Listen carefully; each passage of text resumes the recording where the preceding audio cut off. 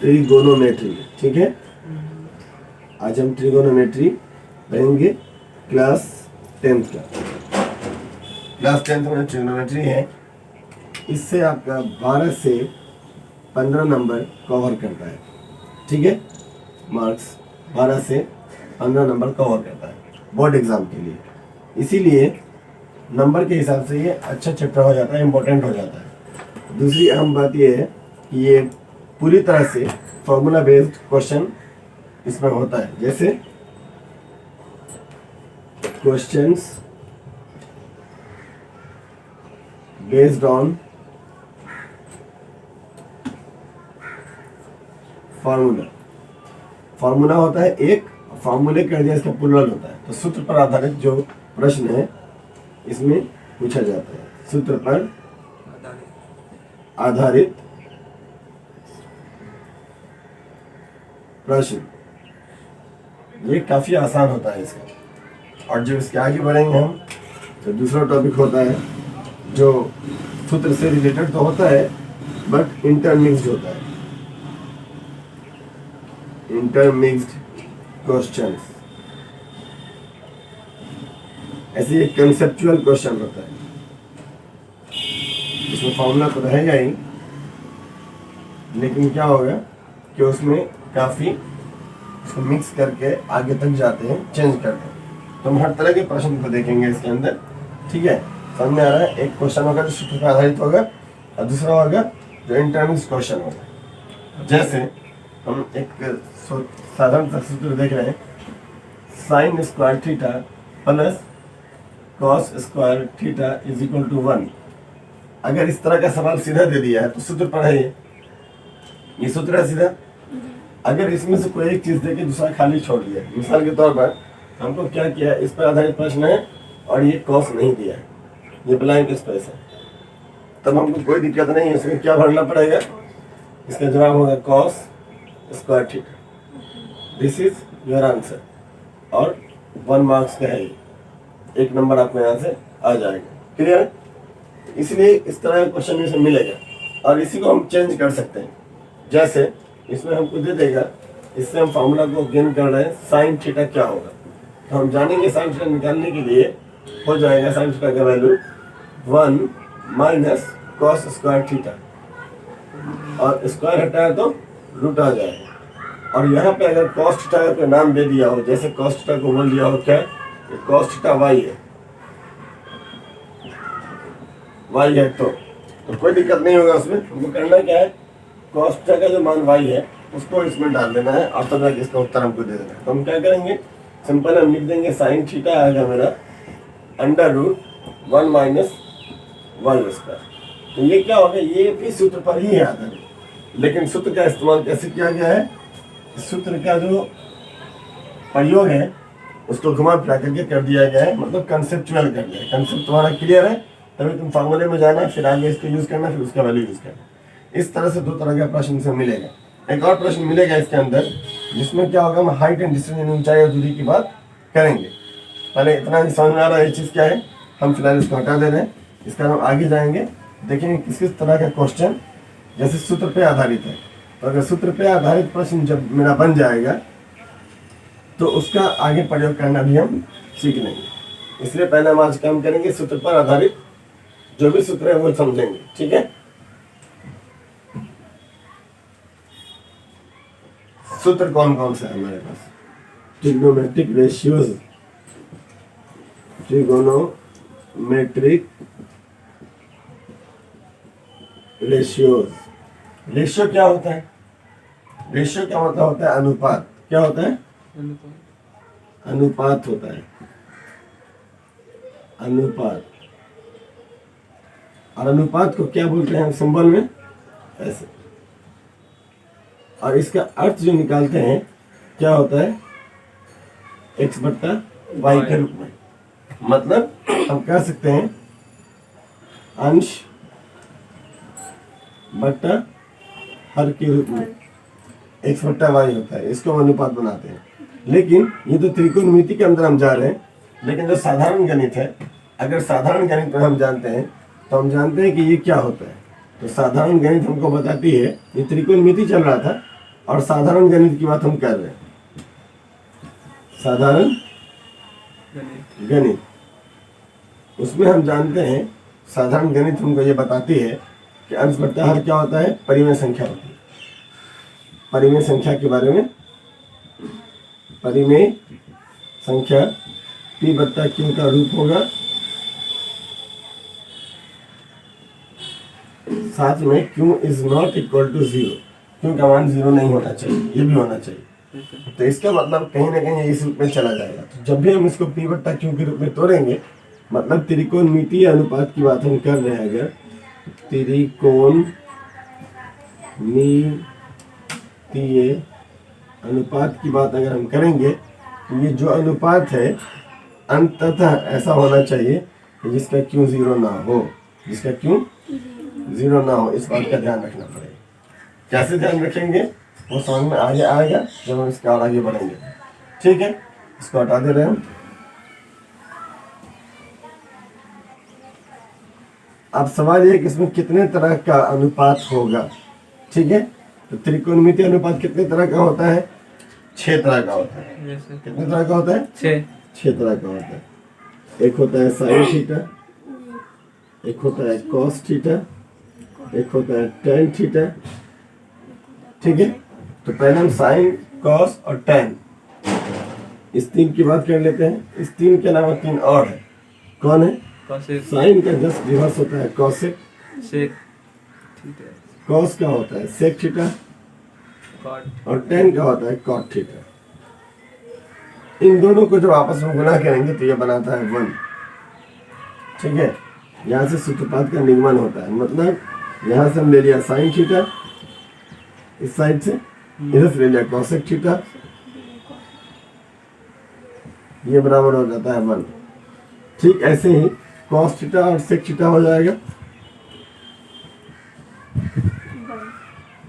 ये भी हो जाएगा 1। तो ठीक इसी तरीके से टेन थीटा और कॉट थीटा, ये भी क्या हो जाएगा 1। तो इसको लिख देंगे हम टेन थीटा और कॉट थीटा बराबर 1। तो ये 3 सूत्र हमको मिल जाता है। इस 3 सूत्र को और आगे एक्सटेंड करेंगे, लेकिन इस 3 सूत्र में पहले समझे साइन, कॉस, सेक, कॉस और सेक और टेन और कॉट, इसका अनुपात क्या है, जिसकी बात हम ऊपर में लिखे हैं अनुपात, है ना, अनुपात लिखे हैं। तो साइन थीटा होता है p बट्टा h, ये इसका ठीक उलट है। तो ये क्या होना चाहिए, h बट्टा p होना चाहिए। क्लियर है, h बट्टा p होगा। क्लियर। इसी तरीके से अगर हम कॉस थीटा की बात करें तो ये क्या होगा, b बट्टा h। तो अब इसका मतलब, चलो फातिमा तुम बताओ, ये b बट्टा h है, ये इसका ठीक उलट होगा। तो ये क्या होगा, ये क्या होगा, h बट्टा b। इसी तरीके से अगर टेन थीटा को निकाल रहे हैं हम, टेन थीटा होगा p बट्टा b। तो इसका मतलब कॉट थीटा क्या होना चाहिए, b बाई p होगा। इस तरीके से ये सूत्र, अगर हम इसी वैल्यू को यहाँ डाल देंगे तो मेरा काम चल जाएगा, प्रूफ ऐसे भी मेरा निकल जाएगा। जैसे p बट्टा h है यहाँ से, और इसका उलट क्या है, h बट्टा p है। तो लग रहा है कैसे कैंसिल होना चाहिए, ये p से ये h बच गया है क्या, आ रहा है मेरा। इसी तरीके से इसके साथ भी यही होना है, इन दोनों के साथ भी यही होना है। ये मेरे पास 3 सूत्र आ गया, 1, 2 और 3। एक्सटेंड करने के बाद इन 3 सूत्र से हम आगे जाएंगे अगर, तो इसका और सूत्र हमको देखने को मिलेगा अलग रूप में। जैसे साइन थीटा कोई निकाल लेते हैं, गुना हो रहा है, मल्टीपल हो रहा है, गुना हो रहा है। जो इधर गुना में है, जब साइड LHS को बदलेगा तो RHS में भाग में चला जाएगा। साधारण समझने के भाषा में समझ लें कि जो चीज गुना में यहाँ पर है वो ऊपर में होगा इस साइड, अगर उस साइड जाएगा तो भाग में जाएगा और वो नीचे में होगा। मतलब जो इधर ऊपर है वो उधर नीचे होगा। इस तरह से इसको सीढ़ी समझ लो एक तरह, जैसे सीढ़ी का एक सिरा नीचे दूसरा सिरा ऊपर होता है। अगर इधर कोई ऊपर है, जैसे ये साइन भी, और साइन के बराबर में कौन लगा हुआ है, कॉस है, तो मतलब दोनों एक साथ में। तो अगर इसको दोनों एक साथ में इसको ऊपर हम मान लें तो इसमें से कोई एक अगर इधर आएगा तो नीचे चला जाएगा। तो नीचे का मतलब 1 के नीचे चला जाएगा। तो जैसे अगर साइन थीटा को रख दिया तो इसका साथी कौन था, कॉसेक था, तो कॉसेक हटा है इसका मतलब, तो कॉसेक गया कहाँ, उस साइड जाएंगे हम, उस साइड पहले से एक मौजूद है, तो एक अपट्टा में क्या आ जाएगा, कॉसेक थीटा। ये फॉर्मूला बन जाएगा इस तरीके से। इसको उलट भी सकते हैं फिर हम, जैसे साइन के साथ कॉस को, तो कॉसेक को अगर ऊपर रख दें हम पहले ही, तो कॉसेक थीटा क्या हो जाएगा, कॉसेक थीटा को रहने दिया तो साइन चला गया नीचे, 1/sin थीटा, है ना। तो एक सूत्र के अलावा, इसके अलावा हम एक से ही 2 और 3 भी जान लें। जब इसी का प्रयोग करेंगे कॉस और सेक के लिए, कॉस और सेक के लिए, तो देख लो कॉस थीटा, कॉस थीटा अगर निकाल लें यहाँ से तो सेम वही बात हो जाएगा, 1/sec थीटा होगा। कहीं कोई दिक्कत, ये जो बराबर वाला था वो नीचे चला गया। तो अब इसी तरह सेक को अगर हम रख लेंगे, तब अगर सेक थीटा को ही सामने रख लिया है, 1/cos थीटा, 1/cos थीटा आ जाएगा। अब एक ही और बच जा रहा है, कौन है, tan cot वाला जोड़ी। तो अगर tan थीटा की हम बात कर लेंगे, tan थीटा को निकाल लेंगे तो क्या हो जाएगा, 1/cot हो जाएगा। तो अगर हम cot थीटा को भी ऐसे निकाल लें तो कह सकते हैं cot थीटा बराबर 1/tan थीटा हो जाएगा। इस तरीके से हम इस 3 के अलावा और कितना फॉर्मूला निकाल पाने में सक्षम हो गए। 4 ये हो गया, 5 ये हो गया, 6 ये हो गया, 7 ये हो गया, 8 ये हो गया, 9 ये हो गया। अगर देखेंगे तो कुछ भी नहीं है, और देखेंगे तो 9 सूत्र मेरे पास है। इसमें से किसी का भी उपयोग कहीं भी हम कर सकते हैं और सीधा उत्तर आ जाएगा। ठीक है, तो ये पहले हो गया। इसके बाद हम और आगे जाएंगे, इसका अब आगे इसके जाना है। ठीक है, तो अभी जो हम लोग ये क्या था, ये ट्रिग्नोमेट्रिक रेशियोज था। ट्रिग्नोमेट्रिक रेशियोज के बाद हम लोग इसको आगे क्या करेंगे, इसे को रिलेट करेंगे। अब जैसे sine square theta plus cos square theta is equal to 1, ये भी यूनिटरी फॉर्मूला कहलाएगा। यूनिटरी का मतलब जो लास्ट में यूनिट हमको वैल्यू दे रहा है। यूनिटरी जब हम बोल रहे हैं तो यूनिट से वर्ड बना हुआ है यूनिटरी। ठीक है, यूनिटरी का मतलब जिसका वैल्यू 1 पे आकर के इंडिकेट कर जाता है, 1 पे आकर रुक जाता है, तो यूनिटरी फार्मूला ये हो गया। इसी तरीके से 2 फार्मूला और भी है यूनिटरी के लिए, इससे हम कई फार्मूला और जनरेट करेंगे। पहले एक इसको देख लेते हैं, फिर दूसरा फार्मूला मेरे पास एक और है, क्या है, साइन कॉस हो गया, तो अब क्या बच जाता है, tan। ठीक है, tan के साथ कौन काम करेगा, tan स्क्वायर थीटा। तो tan के साथ कौन सा फॉर्मूला लगेगा, जैसे साइन के साथ कॉस आया, tan के साथ कौन आएगा। ठीक है, तो ये आएगा आपको sec minus tan, sec square theta minus tan square theta is equal to 1। और तीसरा फॉर्मूला होगा, वो भी यूनिट पे आके रुकेगा। जैसे साइन और कॉस 1 पे रुक रहा है, सेक और tan 1 पे रुक रहा है, इसी तरीके से कॉसेक होगा, cosec square theta minus cot square theta, it is also 1। इस तरीके से 3 तो यहाँ पे यूनिटरी फार्मूला। अभी जो फार्मूला देखा था नॉट होता है, लेकिन मल्टीपल में था। ये सब एडिशन में और सब्सट्रैक्शन में है, मतलब जोड़ में है या घटाव में। जो जोड़ घटाव के ऊपर होता है उसको एडिटिव बोला जाता है। क्या बोलते हैं, एडिटिव। वर्ड एडिटिव में ऐड लगा हुआ है, और ऐड का मतलब जोड़ होता है। ठीक है, तो सीधी साथ आप कहोगे एडिटिव वगैरह, तो फिर सब्सट्रैक्टिव भी होना चाहिए, तो माइनस है, सब्सट्रैक्टिव नहीं लगेगा। एडिटिव होता है और एक मल्टीप्लिकेटिव होता है, एक होता है मल्टीप्लिकेटिव। तो मल्टीप्लिकेटिव का मतलब मल्टीपल होगा। अब इसमें भी कह सकते हैं, अगर इस तरीके से अगर एडिटिव इसको बोल रहे हैं तो माइनस को हम छोड़ दिया, मल्टीप्लिकेशन यहाँ बोल रहे हैं तो डिवीजन को हम छोड़ दिया, तो तो छोड़ दे रहे हैं, छोड़ा नहीं है।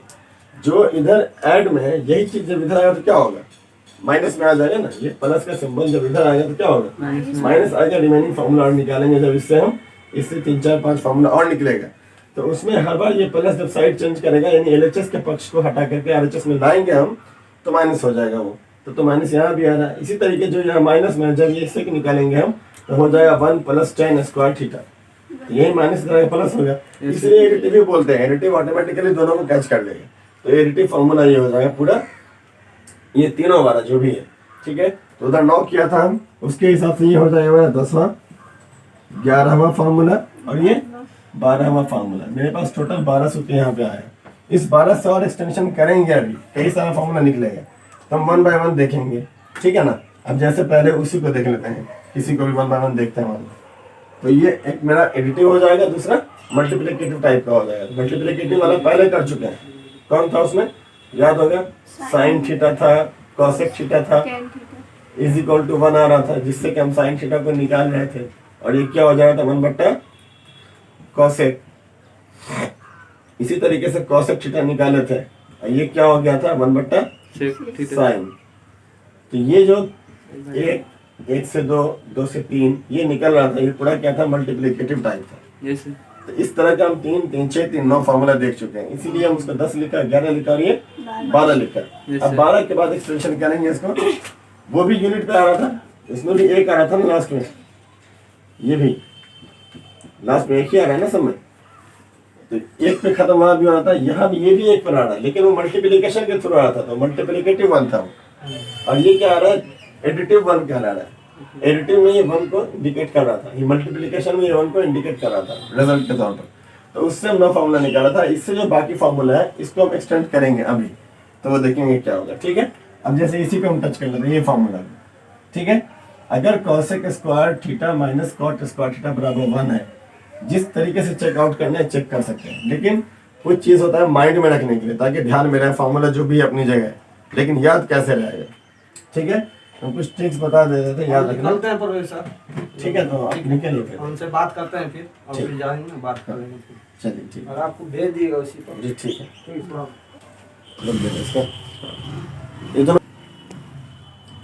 चलिए, इस तरीके से मेरे पास अब इसमें आ जाना है, शॉर्ट देखना है कि कैसे याद रखेंगे इसको, ठीक है। याद रखना, ट्रिक याद रखना होगा हमको, साइन के साथ कॉस है, इस दोनों का सीधी इसलिए याद रखना होगा कि अभी जब हम थीटा में जाएंगे, थीटा का वैल्यू पढ़ेंगे, तो देखेंगे थीटा का वैल्यू साइन में बढ़ने पे बढ़ता चला जाता है, और इसका ठीक रिवर्सल कॉस के साथ है कि थीटा का वैल्यू बढ़ने पर कॉस का वैल्यू घटता चला जाता है। इन दोनों का आपस में कोरिलेशन है, एक बढ़ेगा तो दूसरा घटेगा। साइन का वैल्यू ऐसे चला जाता है, साइन का वैल्यू, और कॉस का वैल्यू क्या होता है, ऐसे आ जाता है, अपसाइड डाउन, ठीक है, ड्यू टू थीटा। थीटा की वजह से ऐसा होता है, यहाँ भी थीटा की वजह से ऐसा होता है। थीटा का वैल्यू बढ़ता जाएगा और साइन थीटा का वैल्यू बढ़ता चला जाएगा। यहाँ पे थीटा का वैल्यू बढ़ता चला जाता है और साइन कॉस थीटा का वैल्यू जो है वो घटता चला जाता है। तो इन दोनों को साथ में ही लाएंगे। इन लोगों के लिए क्या ट्रिक होगा, तो बोले थे यहाँ देखो, एस, इसके बाद क्या आएगा अल्फाबेट में, इसको याद रखिए, पहले एस तब टी, इसलिए अल्फाबेटिकल है ये, अल्फाबेटिकल, अल्फाबेट में जैसे जो पहले आता है वो पहले आएगा, ठीक है। तो अल्फाबेट में पहले एस आता है तब टी आता है, तो ऐसे याद रखो एस टी, ठीक है। इसलिए एस देन टी, पहले एस को लिखेंगे तब टी को लिखेंगे। इधर के लिए भी अगर हम बात करें तो इसमें क्या याद रखें, ये भी सी से शुरू है और ये भी सी से शुरू है, तब तक अल्फाबेटिकली नहीं हुआ ये। इसके बाद देखते हैं यहाँ भी ओ है और यहाँ भी ओ है, तब तो दोनों बराबर ही निकल गए। लेकिन उसका फिर यहाँ देख लो, ये आ गया एस और यहाँ आ गया तुम्हारा टी, ठीक है। तो फिर ये कहाँ चला गया, ठीक उसी तरह पहले की तरह एस टी, है ना। ये भी क्या हो गया, अल्फाबेटिकल, अल्फाबेटिकल ऑर्डर में चला गया। इसी क्रम में है, अल्फाबेट के क्रम में है, अल्फाबेटिकल क्रम, है ना। क्रम एक लगातार होता है, इसी को अल्फाबेटिकल ऑर्डर में लिख दिया, अल्फाबेटिकल क्रम में लिख दिया। इस तरीके से देखेंगे तो हमको समझ में आ जाएगा। तो ऐसे ही आता है, इसमें भूलना नहीं है, sec square theta minus tan square theta बराबर 1, और यहाँ cosec square theta minus cot square theta बराबर 1। ये ट्रिक याद रखेंगे। इस तरीके से ये 3 फार्मूला भी मेरा याद रहेगा। अब इस सब का एप्लीकेशन आगे फार्मूला जनरेट करने में कैसे होगा वो देखेंगे 1 बाय 1। तो इतना नोट पहले कर लीजिए, तब इसके बाद आगे बढ़ते हैं।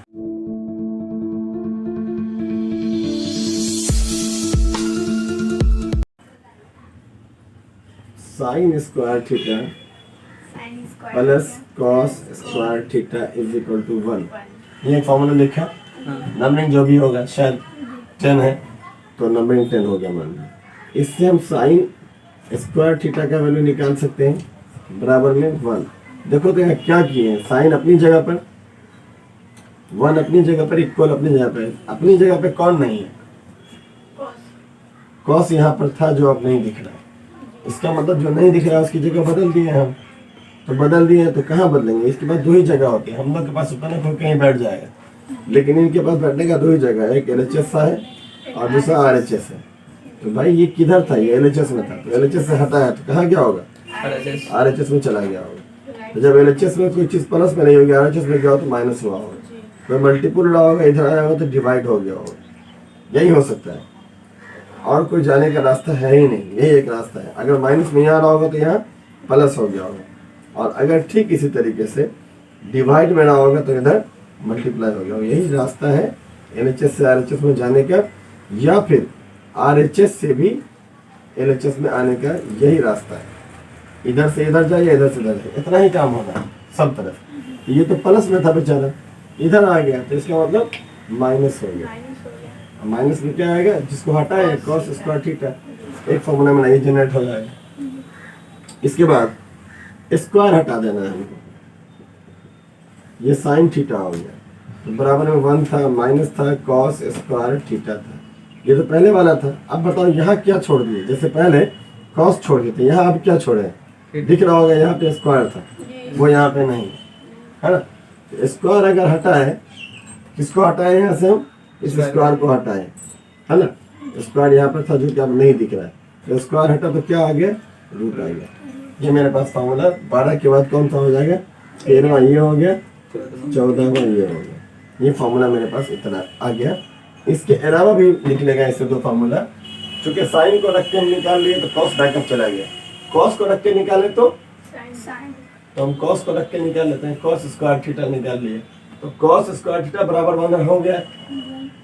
अब यहाँ ठीक वही बात बोल रहे हैं, किसको हटाया? तो कॉस अपनी जगह है बराबर है 1 है क्या नहीं है? साइन स्क्वायर थीटा नहीं है, मतलब वो अपनी जगह छोड़ रहा है। तो वो जगह छोड़ रहा है तो इधर आ जाएगा, माइनस साइन स्क्वायर थीटा हो जाएगा। अब इसी तरीके से ये मेरा हो गया 15वां फार्मूला। 16वां फार्मूला इसी को और इंटीग्रेट कर देंगे हम, तो स्क्वायर हटा दिया तो cos थीटा बन गया, और ये हो गया 1 माइनस साइन स्क्वायर थीटा, तो पहले से था, इस पे रूट चढ़ जाएगा। तो इस तरीके से 16 फार्मूला तक हम आ चुके हैं, ठीक है ना। इसके हेल्प से आए। अभी और दूसरा फार्मूला है, उसका भी यूज करेंगे। इसको थोड़ा सा हम जैसे बोले थे कि एक सिंपल फार्मूला था सूत्र के आधार पर, और एक क्या होता है उसको मूव कर देते हैं, इंटरप्रेट कर देते हैं, घुमा देते हैं, एक को दूसरे मिक्स कर देते हैं। अब यहाँ मिक्स करने वाला काम करेंगे। कैसे मिक्स करेंगे? यहाँ पे सवाल को थोड़ा घुमाएगा, एग्जामिनर तुमको बोल देगा थोड़ा चेंज करके, ताकि तुम कंफ्यूज हो जाओ। वो क्या आएगा कि x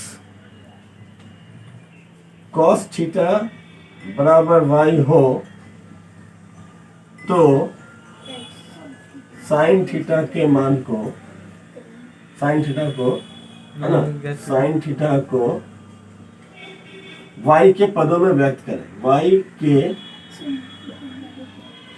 पदों में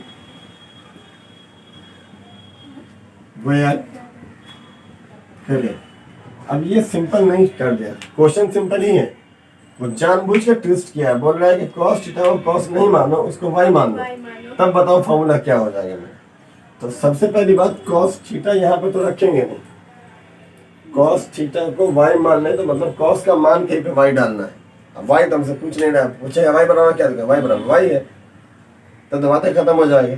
तो उसने खुद cos थीटा का मान हमको y दिया है। क्या दिया है? cos थीटा का मान हमको y दिया है, इसलिए cos थीटा का मान अगर y होता है तो sin थीटा का मान क्या होगा। लेकिन sin थीटा का मान तो अभी हम जान रहे हैं, sin थीटा का मान तो ये मेरा निकला हुआ है, ये नहीं मान रहा, हमसे बोल भी नहीं रहा कि इससे क्या मतलब है। अगर ये था तो सीधे दे देता, अगर वही मांगना था तो ये लिखने की क्या जरूरत थी। लेकिन ये इसलिए लिखा है कि कंफ्यूज करने के लिए। तो हमसे पूछ रहा है कि अगर cos थीटा का मान y है तो sin थीटा का मान को y के पद में बताओ। y के पद मतलब जहाँ पे cos नहीं आना चाहिए, खाली y आना चाहिए। तो कुछ भी दिक्कत नहीं है, 14वां फार्मूला में चले जाएंगे हम, क्योंकि हम निकाल चुके हैं। 14वां फार्मूला मेरे पास है, क्या है? sin theta is equal to √1 माइनस cos स्क्वायर थीटा। करना क्या है? कुछ नहीं करना, बोला है cos थीटा y है, तो जहाँ cos थीटा है वहाँ y डाल देंगे, बात खत्म। जहाँ cos थीटा है वहाँ y डाल देंगे, हो जाएगा √1 माइनस y स्क्वायर, बस हो गया आंसर। लेकिन जिसको ये नहीं पता है वो तो वैल्यू को नहीं निकालेगा ना, तो इसको वैल्यू को निकालने के लिए हमको ये वैल्यू याद होना चाहिए साइन थीटा। अगर जिसको नहीं याद है वो जैसे भी हो माइंड में तो रखना ही पड़ेगा तभी निकालो। ठीक है, फॉर्मूला याद रखने का ट्रिक हम जैसे देखा, एक दो चीज और ट्रिक को याद रखेंगे। जैसे हम बोले sine square theta plus cos square theta is equal to 1, तो इसके साथ हम साइन के साथ हम कॉस को ही क्यों जोड़े? सवाल यहाँ पे होता है साइन के साथ कॉस क्यों, वाई। तो इसके लिए याद रखना साइन का वैल्यू को तुम तोड़ के देखो। साइन का वैल्यू होता है p बट्टा एच, कॉस का वैल्यू होता है b बट्टा एच। तो उसी को हम साथ जोड़ेंगे जोड़ने में, ताकि उसका एलसीएम गड़बड़ाए नहीं, जिसके नीचे सेम चीज मिले। अब अगर हम इसी तरीके से दूसरा फॉर्मूला लिखें, cosec square theta minus cot square theta, तो ऐसा क्यों किया बराबर 1? इसके पीछे का भी वजह है। कॉसेक का मतलब क्या था, h बट्टा p था ना, और अगर कॉट की बात किया तो कॉट का मतलब क्या था, b बट्टा p। कहाँ दिमाग तुम्हारा कंफ्यूज है, दोनों के नीचे सेम ही चीज है ना, सेम चीज वाला हम ला रहे हैं, इसलिए इन दोनों को सूत्रपात करने में मदद मिलेगी हमको। और ठीक इसी तरीके से एक और था जिसको हम बोले sec square theta minus tan square theta is equal to 1। ऐसा भी इसीलिए क्या, क्योंकि सेक जो होता है वो कॉस का उलट है, मतलब h बट्टा b है। तो इसके नीचे भी b ही आ रहा है, देखो b है ऊपर में p है। ठीक है, अब ये माइनस वाला चुके हैं ऐसा है ना, तो माइनस वाला जब भी करेंगे तो बड़े से छोटा घटता है। इन दोनों में सूत्र में माइनस का इस्तेमाल हो रहा है ना, दोनों में, और यहाँ प्लस का इस्तेमाल हो रहा है। तो यहाँ पर क्या वजह है ऐसा? ऐसा वजह ये है कि जो नीचे वाला इसमें है h, वो h क्या होता है, h सबसे बड़ा होता है, पता है ना? h सबसे बड़ा होता है p से भी और b से भी। तो इसका मुकाबला करने के लिए इन दोनों को मिक्स करना पड़ेगा, तो दोनों जुड़ जाएगा। और ये यहाँ तो h ऊपर में है ना, इससे ये b घट रहा है, तो अब ये कौन किससे घटता है तो क्या आता है वो देख लेते हैं पहले। ये तो हम कर चुके हैं, इसलिए हम जानते हैं फॉर्मूला होता है एच स्क्वायर बराबर पी स्क्वायर जोड़ बी स्क्वायर। ये फॉर्मूला में ये आता कहाँ से है, ये पाइथागोरस का थ्योरम है। पाइथागोरस साइंटिस्ट थे, वैज्ञानिक थे, गणितज्ञ थे, उन्होंने ये सूत्रपात किया था, सूत्र दिया था।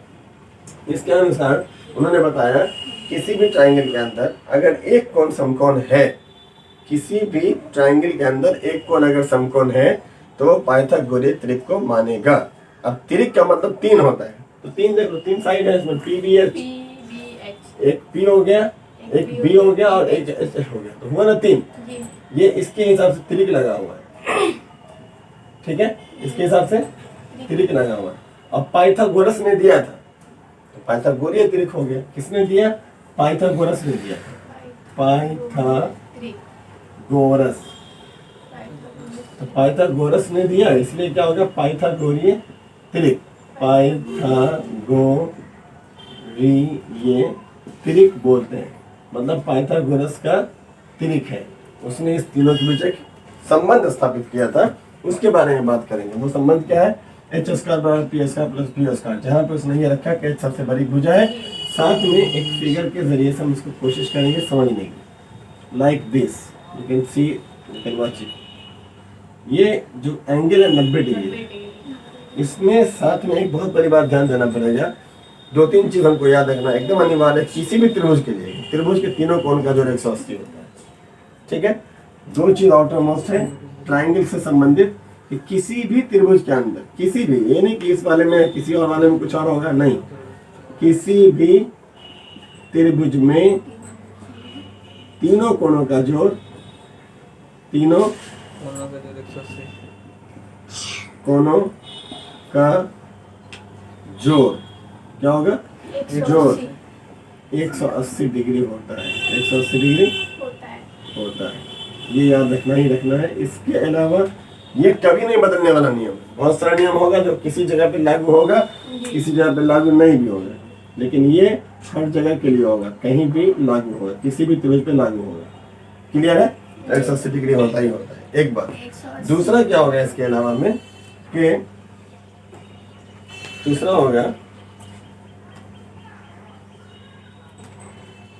किसी भी त्रिभुज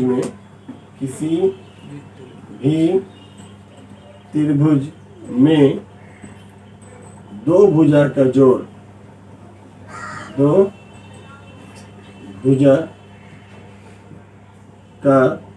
जोड़ तीसरी भुजा से बड़ा होगा। तीसरी भुजा से बड़ा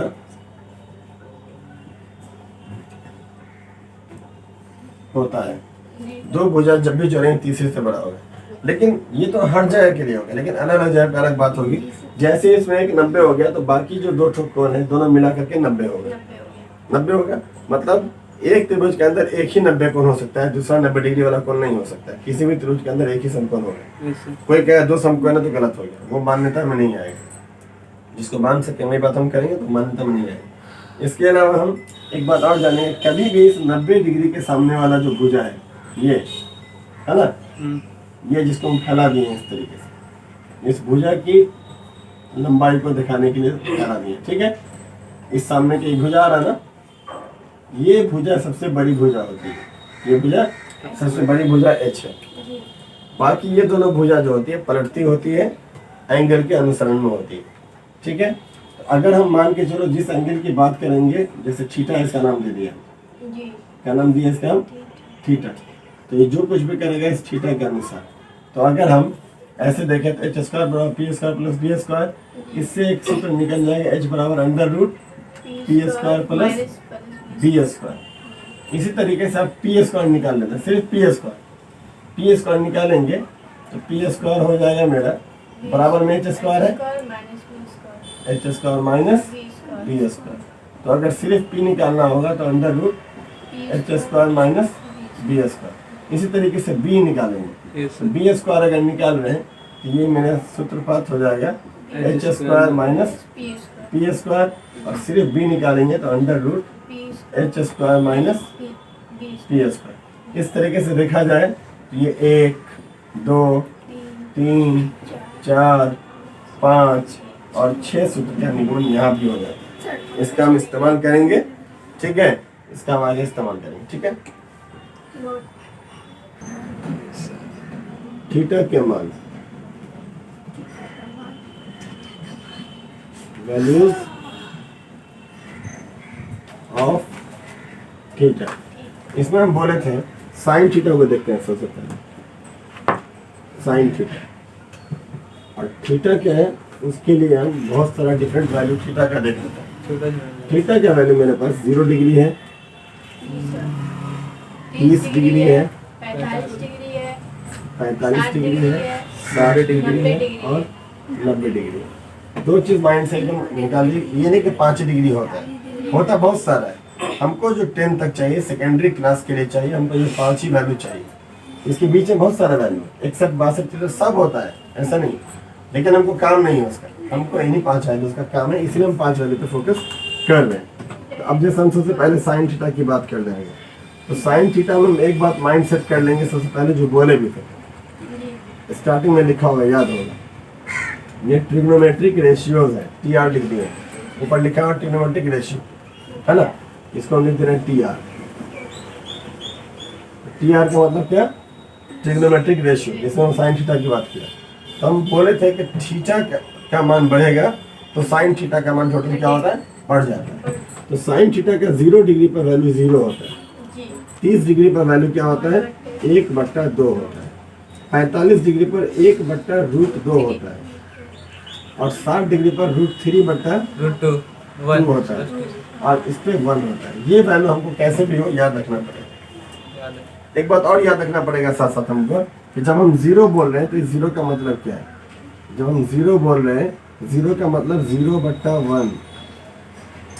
इसी तरीके से हम 1 बोल रहे हैं तो 1 का मतलब भी 1/1 होता है। अब बट्टे में क्यों दिया? क्योंकि हम पहले लिखे थे परिमेय संख्याएं को ही हम निकालते हैं। रेशियो का मतलब शुरू में ही बता दिया है कि अनुपात होता है, अनुपात p बट्टा q का अनुपात होता है, और q कभी भी 0 मेरा नहीं होना चाहिए, नहीं तो उसका अर्थ कुछ भी नहीं होगा। क्यों नहीं उसका अर्थ होगा? वो हम इसके बाद बात कर लेंगे, समझ में आ जाएगा, पहले इतना समझ लेते हैं, ठीक है। अब इसके बाद हम जाते हैं साइन के बाद, ठीक होता है कॉस। कॉस थीटा में हम बोले थे, जहां साइन में क्या था, साइन के लिए एक सिंबल बनाए थे, देखो ऐसे, ऐसा एरो दिया था ना, ऊपर की तरफ बढ़ता हुआ, मतलब बढ़ेगा अगर मान, ये मान तो हमेशा बढ़ रहा है, लेकिन इस मान की बात कर रहे हैं, इसमें जो मान है ये बढ़ता हुआ, और इसमें क्या दिखाएंगे हम, इसका ठीक उलट। इसमें क्या दिखा रहे हैं, देखो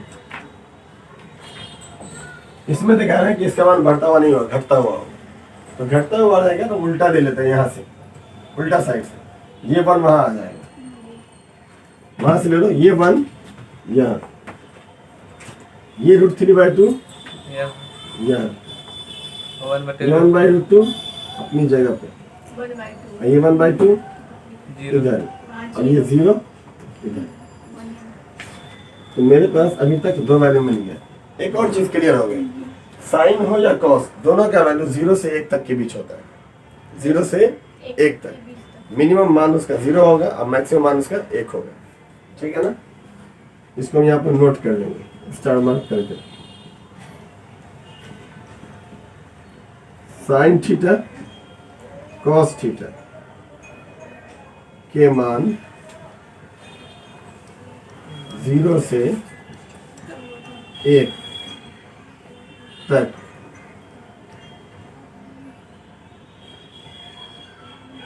ही होता है, इससे ऊपर नहीं जाएगा। इसका मतलब यहाँ धोखा नहीं करना, 3 दिख रहा है, √3 है, ये कभी भी 1 से बड़ा नहीं है, 1 से छोटा ही है। पूरा जब तोड़ेंगे उसको फ्रैक्शन में, 1 से छोटा है, 0 पॉइंट डॉट डॉट डॉट आएगा, कुछ भी आएगा, 1 पॉइंट कुछ नहीं आने वाला है, 0 पॉइंट कुछ आएगा, यानी 0 और 1 के बीच का वैल्यू। इन दोनों का मान 0 से 1 के बीच का ही रहता है, उसके ऊपर का नहीं होता है। इसके बाद हम चलते हैं दोनों को छोड़ के, इसके बाद कौन, tan, क्या है, tan थीटा।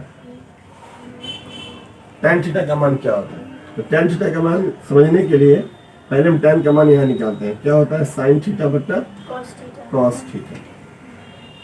और अगर वो जो PBH में लिखा था उस मान की बात कर ले तो P/B, चाहे इससे देखो चाहे इससे देखो, जो भी है, बहरहाल अभी यहाँ पे हमको इससे देखना है, क्योंकि PBH का मान हमको दिया हुआ नहीं है, तो हम tan थीटा को समझेंगे साइन बट्टा कॉस के अनुपात में, है ना। तो जब लाइट करके लग रहा है तो उसको ठीक ओपन कर दो, ठीक है ना। तो अब tan थीटा का वैल्यू अगर निकालते हैं तो sine theta by cos theta के फॉर्म में, क्लियर है। तो sine theta by cos theta के फॉर्म में है, तो ये रहा मेरा साइन थीटा का वैल्यू, और ये वैल्यू मेरा कॉस थीटा का वैल्यू है, मतलब साइन थीटा का वैल्यू भी यहीं पर है, कॉस थीटा का वैल्यू भी मेरा यहीं पर है। तो कुछ भी हमको नहीं करना, ये वैल्यू यहाँ का ये वैल्यू यहाँ का मिला के ले लेना। तो ये क्या हो गया मेरा 0/1, 0/1 तो यहाँ भी लिखे थे हम, तो 0 हो जा रहा था वो, तो इसको 0 बोलने में कोई आपत्ति हमको नहीं है, आराम से। इसमें आ जाता है 1/2 बट्टा √3/2, तो जब दोनों के बट्टा में 2 है तो कैंसिल हो जाएगा ना, 2 से 2, तो बच क्या गया 1/√3, तो सीधे बोलेंगे 1/√3, ठीक। और यहाँ 1/√2 1/√2 दोनों कैंसिल, तो सीधा सीधा वैल्यू 1, और यहाँ √3/2 यहाँ 1/2 2 कैंसिल, तो मतलब √3/1, तो 1 को लिखा नहीं जाता है, इसलिए √3 हो गया नीचे में। और यहाँ 1/0, यही गड़बड़ है, 1/0 जो होता है यहाँ पे आ रहा है 1/0, इसीलिए इसको हम लिखेंगे अनडिफाइंड। ये क्या है, अनडिफाइंड है, जिसको अभी तक वैज्ञानिकों ने, गणितज्ञों ने डिफाइन नहीं किया है। अब इसके साथ हमको एक चीज समझना पड़ेगा कि ये अनडिफाइंड क्या हुआ, जिसको ये लिखे हैं अनडिफाइंड, ये है क्या। इसको अंग्रेजी के अनडिफाइंड से हम बताते हैं, अनडिफाइंड लिखते हैं अंग्रेजी में, हिंदी में अपरिभाषित भी बोला जाता है। कोई दिक्कत है इसमें, ठीक है। तो अब एक काम करता है, अगर ये अपरिभाषित है या अनडिफाइंड है तो ये कौन कौन सा नंबर होगा, ठीक है। इसको समझने के लिए कुछ वैल्यू हम लिख दे रहे हैं, किसी भी नंबर के नीचे जब 0 आएगा, है ना, जैसे 0/0 का कोई वैल्यू नहीं है, नहीं वैल्यू, कुछ भी वैल्यू नहीं 0/0। इसी तरीके से इन्फिनिटी बट्टा इन्फिनिटी, इन्फिनिटी पढ़ते हैं इसको, क्या पढ़ते हैं, इन्फिनिटी, तो इसका भी कोई वैल्यू नहीं है। 0 का पावर कोई इन्फिनिटी देगा उसका भी कोई अर्थ नहीं है, और इन्फिनिटी का पावर कोई 0 दे देगा तो उसका भी कोई अर्थ नहीं है। इन्फिनिटी से कोई इन्फिनिटी को घटा देगा तो ये नहीं कि जीरो कर देंगे, जैसे 5 - 5 0, नहीं, ये नहीं घटेगा। ये पता ही नहीं हमको क्या है, और ये भी पता नहीं हमको क्या है। तो जब घटाने वाला पता नहीं, घटने वाले का पता नहीं, तो घटाएंगे कैसे? अगर ये पता है कि 10 रुपया है, 3 रुपया घटा दिए, तब तो बता देंगे ना कि 7 रुपया है। लेकिन पता ही नहीं कि कुछ रुपया किसी के पास है, उसने कुछ रुपया किसी का ले लिया, उसने कुछ रुपया किसी को घटा दिया, तो बताओ कितना बच गया? तो तुम भी कह दो कुछ बच गया, कुछ लिया था कुछ घटा दिया। अगला क्या है, अच्छा कुछ लिया कुछ घटा दिया तो कुछ बच गया, अगर कुछ लिया कुछ दे दिया तो बचा क्या? कुछ नहीं बचा। तो कंफ्यूज हो गया। इसलिए कंफ्यूज नहीं होना है, इसका कोई अर्थ नहीं। किसी भी ऐसे नंबर को जिसके नीचे जीरो आए, हम उसका वैल्यू नहीं देंगे। ऊपर जीरो आएगा कोई दिक्कत नहीं, ऊपर जीरो इसमें भी आया हुआ, देख रहा होगा वहां, यहाँ पर जीरो आएगा, ठीक है, यहाँ भी जीरो आएगा, तो 0/1 आया हुआ, इसमें कोई आपत्ति नहीं। लेकिन नीचे जीरो नहीं हो सकता। ये सबको हम क्या बोलते हैं? इन नंबरों का नाम क्या है? अनडिफाइंड। इसको बोलते हैं अर्थहीन। अर्थहीन, हाँ, अनडिफाइंड तो है ही, अर्थहीन है, जिसको हम अंग्रेजी में कहेंगे मीनिंगलेस, जिसका कोई मीनिंग नहीं है। मीनिंगलेस है, यानी गणित की भाषा में इसका कोई मतलब नहीं बनता है। ठीक है, इसको लिखिए। वैल्यू में जाते हैं। जब हम साइन जान गए, कॉस जान गए, tan जान गए, तो अब बाकी 3 बच रहा है। तो साइन के साथ हम इसका उल्टा वाला कर लेते हैं, कॉसेक वाला। कॉसेक थीटा का वैल्यू हम इसके बाद निकाल लेते हैं। और इसी तरीके से कॉसेक निकालेंगे तो मेरे पास फिर से वही चार्ट है, जैसे वहां था। 0 डिग्री का, 30 डिग्री का, 45 डिग्री के चार्ट, 60 डिग्री के चार्ट थी, और एक 90 डिग्री के वैल्यूज के चार्ट थी। इतने वैल्यू पे हम बात कर लेंगे। फिर से यही ट्रिग्नोमेट्रिक रेशियो है, जो बाकी 3 और है मेरे पास बचा हुआ। तो साइन, कॉस और tan के बाद कॉसेक की बात थी। जब कॉसेक की बात हम कर रहे थे तो हम बोले ये इसका उल्टा होगा, एकदम ठीक उल्टा, कुछ नहीं करना है। तो इसका उल्टा का मतलब ये नहीं कि जैसे ये इधर जा रहा था, ये घटते हुए बढ़ते क्रम में, घटते क्रम में, नहीं, ये रिवर्सल है बट्टा में, जो गुना में भाग में आ जाएगा। तो ये मेरा क्या है, 0/1, तो ये पलट जाएगा। तो ये क्या होगा, 1/0, 0/1 है ना, 0 पर, तो इसका 0 का हो जाएगा 1/0, 1/0। तो 1/0 क्या होगा, अभी हम लिखे हैं यहाँ पे, देखो। हाँ सर, अनडिफाइंड। अनडिफाइंड है ये। Yes sir. इसको आप परिभाषित लिख सकते हैं, ये हो गया। इसके बाद इधर आ जाते हैं, ये 1/2 है, तो ये पलट जाएगा, तो 2/1 होगा, तो 1 को नहीं लिखेंगे, सीधा 2 हो जाएगा। ये होगा √2/1, तो फिर 1 को नहीं लिखेंगे, √2 हो जाएगा। ये पलटेगा तो 2/√3, तो √3 तो लिखना पड़ेगा भाई, 2/√3 हो जाएगा। और ये 1 है, पलट के भी 1 ही आने वाला है। 1 का कोई मतलब नहीं है सर, 1 का पलट गया, फिर 1/1 है ना। अब इसके बाद मेरे पास कौन बच जा रहा है, सेक आएगा। गुड, सेक थीटा का वैल्यू, तो सेक थीटा का वैल्यू यहाँ से लेंगे। ये 1 है, तो मतलब फिर ये ऐसा ही 1/1 है, ये पलटेगा तो फिर 1/1 ही आ जाएगा। इसको हम 1 लिख दिया, ठीक है, इसको हम 1 लिख दिया यहाँ, पलटेगा तो ये पलटा तो क्या होगा, √3/2 से पलट के 2/√3 हो जाएगा, 2/√3 हो जाएगा। ये पलटा तो √2 ऊपर 1 नीचे, ये पलटा तो 2 ऊपर 1 नीचे, और ये पलटा तो 0/1 है। ये देखो वहां से 0/1, तो पलटेगा तो 1/0, ये हो गया 1/0, फिर तो अनडिफाइंड हो जाएगा। अगर इस दोनों को मिला ले तो इसी दोनों की तरह से हो जाएगा। देखिए उल्टा हुआ वैल्यू, ये 1 और यहाँ ये कोना 1 है ना, और ये अनडिफाइंड, तो ये भी कोना अनडिफाइंड, और ये 2/√3, तो ये भी 2/√3, और ये 2 तो ये भी 2, ये √2 तो √2, ठीक है। तो इसके मायने में हम ये बात बोल सकते हैं यहाँ भी कि इसका मान भी 0 और 1 के बीच ही है, नहीं है कभी 1 से ऊपर नहीं और 0 के नीचे। तो अनडिफाइंड तो है, यहाँ आ रहा है, उसमें नहीं आया था अनडिफाइंड इसमें, लेकिन इतना कह सकता है कि इसका भी 0 और 1 के बीच है, और जो वैल्यू इसके बीच नहीं है वो अनडिफाइंड है, तो कोई वैल्यू नहीं है। या तो 0 1 के बीच आएगा, नहीं तो अनडिफाइंड है, इसका कोई वैल्यू नहीं है वो चीज़। ये भी 0 और 1 के बीच ही करेगा, तो इसको अगर हम समझेंगे तो उस तरीके से बोल सकते हैं, ठीक है। इसके अलावा बच जा रहा है कॉट थीटा। तो कॉट थीटा को समझना होगा हमको। कॉट थीटा किसका उलट होगा, tan के हिसाब से। और tan, जब कॉट थीटा की बात करेंगे तो इसको हम यहाँ पे और इंडिकेट कर लेते हैं, जैसे साइन थीटा पर कॉस थीटा हुआ था, तो ये क्या हो जाएगा, कॉस थीटा बट्टा साइन थीटा, इसका वैल्यू होगा। और b/p इसका वैल्यू होगा, ये p/b था, इसको यूज करें चाहे इसको यूज करें, जिसको यूज करें। और सेम इसी तरीके से जैसे ये 0/1 है तो पलट के 1/0। जब ये 1/0 होगा तो 1/0 का क्या वैल्यू है? अनडिफाइंड, कोई अर्थ नहीं है इसका भी। इधर आ जाते हैं, ये पलटेगा, ये 1/√3 है, पलट जाएगा तो क्या हो जाएगा? √3/1, तो 1 नहीं लिखेंगे। ये 1 है, पलटेगा तो 1/1 ही होगा, तो नहीं कोई दिक्कत। ये √3/1 है नीचे, ये पलट गया तो क्या हो जाएगा? 1/√3। और ये 1/0 है तो पलट गया तो 0/1। 0/1 में कोई दिक्कत थोड़ी है ना, नीचे 1 तो आ ही रहा है, ये पूरा वैल्यू 0 हो गया। तो इसका वैल्यू यहाँ तक मेरे पास आ गया। इस तरीके से हमारे पास कुल 6 मान है, हम देख सकते हैं कहाँ से कहाँ किसका वैल्यू जा रहा है। अनडिफाइंड टर्म को बहुत ध्यान रखने की जरूरत है कि इसका क्या अर्थ होता है, ये कंफ्यूज नहीं होना है। यहाँ पर इसका कोई अर्थ नहीं है। साधारण शब्दों में इसको हम इन्फिनिटी बोलते हैं। साधारण शब्दों में अगर कोई बोले ये कहलाता है इन्फिनिटी। इन्फिनिटी को ऐसे अगर कोई कहे सरल भाषा में कहो सबसे बड़ा नंबर। लेकिन यहाँ पे विवाद क्यों हो जा रहा है? क्योंकि 0 का कंसेप्ट है कि किसी को भी 0 कर देगा, और इसका कंसेप्ट है किसी को भी सबसे बड़ा बना देगा। एक सबसे बड़ा बनाने वाला दूसरा सबसे छोटा बनाने वाला, दोनों एक साथ आकर के दोनों में लड़ाई झगड़ा कौन कराएगा? है ना। उदाहरण दिए तो याद होगा, उदाहरण फिर से बोल दे रहे हैं। अगर मान के चलो तुमको किसी बाहर वाले से झगड़ा है तब तो चल सकता है, लेकिन तुमसे ये सवाल हो जाए कि तुम माँ की बात ज्यादा मानोगे, बाप की बात ज्यादा मानोगे बात, तब बड़ा कंफ्यूजन है। इसलिए ना हम माँ और बाप की ज्यादा और कम वाले चक्कर उड़ाएंगे, दोनों को मानना पड़ेगा। ठीक है, इसी तरीके से हम दोनों को अपनी जगह छोड़ देंगे। दोनों में जहाँ पे कुछ कंफ्यूजन है उसको छोड़ देंगे, जहाँ तक दोनों साथ साथ चल रहे हैं लेके चलेंगे। जहाँ पर कंफ्यूजन वाली स्थिति आती है ये सब में, तो इसका कोई अर्थ नहीं है, अनडिफाइंड है, अर्थहीन शब्द है, कोई मीनिंग नहीं है, इसका कोई वैल्यू नहीं है, कोई मान नहीं है। बाकी जहाँ पे इसका मान है उसी को हम याद रखेंगे। ठीक है, चलो।